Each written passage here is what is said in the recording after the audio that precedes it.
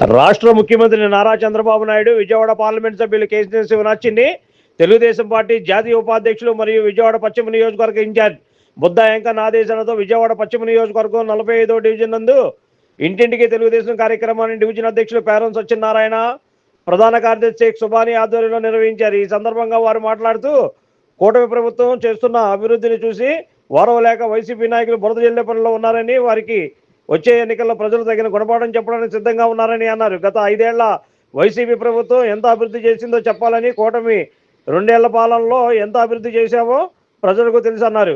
YCP ప్రభుత్వం పేదలకు pension 3000 ఇవ్వడానికి 5 సంవత్సరాలు పడితే కూటమి ప్రభుత్వం ఏర్పడగానే 4000 రూపాయలు ఇచ్చిన ఘనత ప్రభుత్వానికే దక్కిందన్నారు.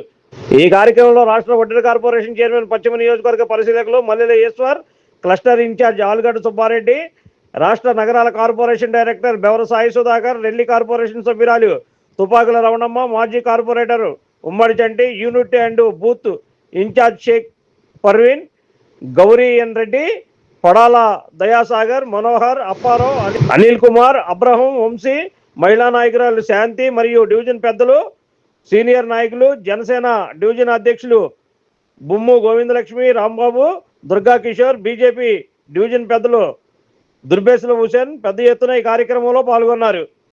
తెలుగుదేశం పార్టీ ఆధ్వర్యంలో డివిజన్ పార్టీ అధ్యక్షులు సత్యనారాయణ గారు, అలాగే డివిజన్ క్లస్టర్ అయినటువంటి సుబ్బారెడ్డి గారు,